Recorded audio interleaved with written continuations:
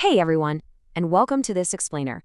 Today, we are diving into something absolutely wild, the inaugural volume of the Ward Doctrine. Now, on the surface, you might think this is just a book about soccer, but actually, scratch that. It's a completely radical approach to real-time tamper-proof documentation. We're going to explore how the 2026 FIFA World Cup is literally serving as a living laboratory for a brand new way of recording history as it happens. No assumptions, just absolute cryptographic certainty. It is a really cool concept, so let's get into it.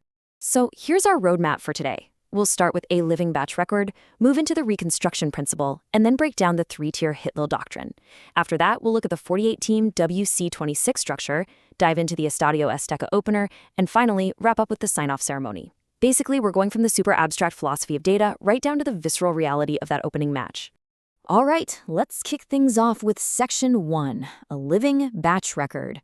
Incomplete by design. To really grasp what the Ward Doctrine is doing, we actually have to borrow a concept from pharmaceutical manufacturing. It's called an electronic batch record, or an EBR. Unlike a standard finished book you'd buy at a store, an EBR is fundamentally designed to be incomplete. It's a highly controlled, append-only document. In pharma, it accumulates truth as a batch of medicine runs. Well, here, the batch is the 2026 World Cup itself. The book literally starts with empty slots, like a giant puzzle. And as the tournament runs, those slots get filled with strictly verified hash-linked data.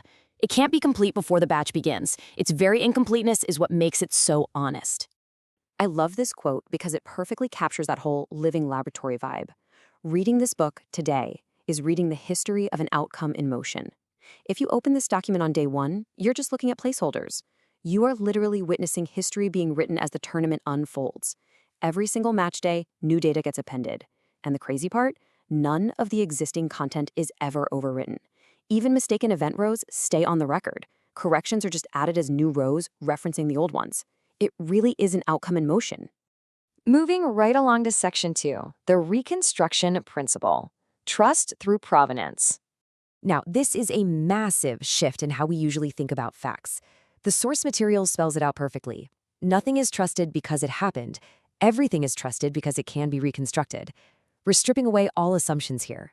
We only accept facts, whether that's a yellow card, a second yellow leading to a red, or a VAR overturn, if their primary source lineage can be perfectly reconstructed. Every single claim carries a confidence pill. If a detail can't be traced all the way back to a primary source, it's marked as pending and left out. Simple as that. If you check out the living document notice right here, you can see exactly why starting out incomplete is its biggest flex. Just notice what's intentionally left blank. The framework reserves slots for 103 match cards that simply haven't been played yet. There are around 125 player rows just sitting there, pending squad details. It's a brilliant way to set expectations, you know? It tells you exactly what's coming and precisely where all that incoming data is going to land. Next up is Section 3, three-tier Hitler doctrine, human-in-the-loop mechanics.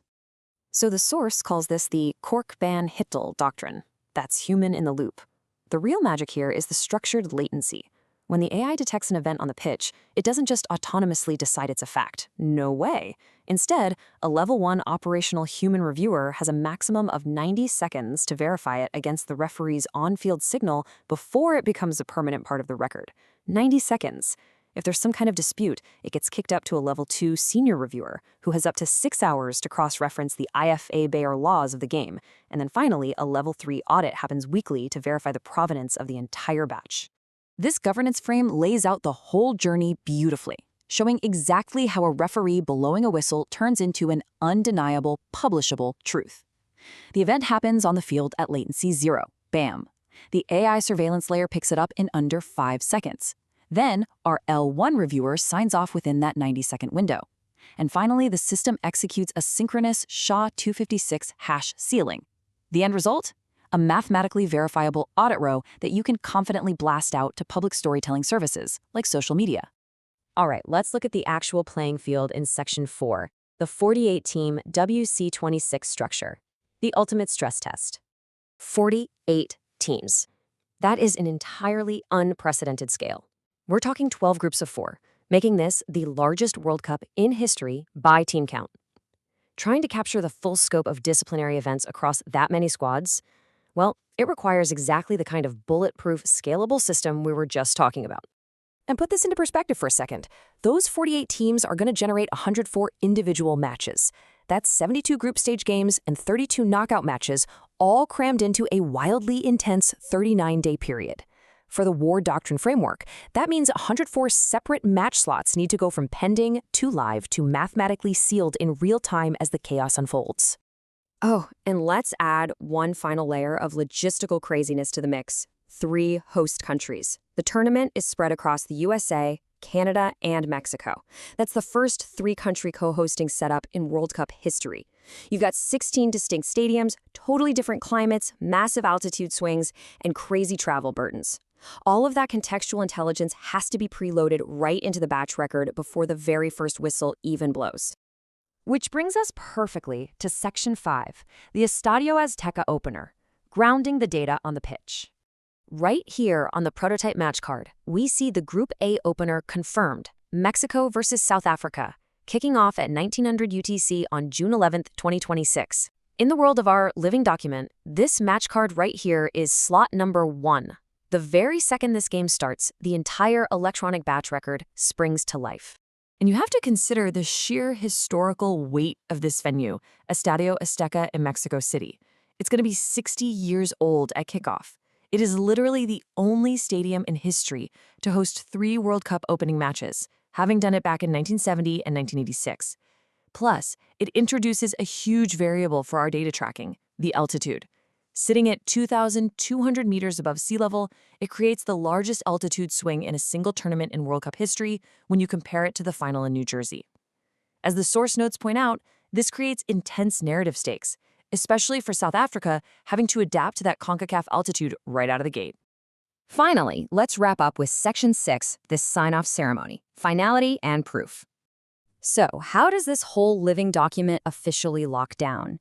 Check out this formal sign-off sheet. Moving this document from a controlled draft into a legally bound publication isn't just someone clicking Save as PDF. It requires explicit cryptographic signatures from 3 distinct people: the author of record, the founder of record, and that L3 Corkband audit reviewer we mentioned earlier. Only when all 3 signatures are locked in does the document receive its assigned ISBN and enter its final distribution channels. As we close out this explainer today, I want to leave you with this final, genuinely profound thought from the text. The publication and the proof are the same artifact. Think about that. It isn't a book about the data. The book is the mathematical proof of the data. If this living book serves as the unalterable proof of a global event, how might this Ward Doctrine framework completely revolutionize how we trust, verify, and record all live history in the future? It's a wild thought. Thanks so much for learning with us today.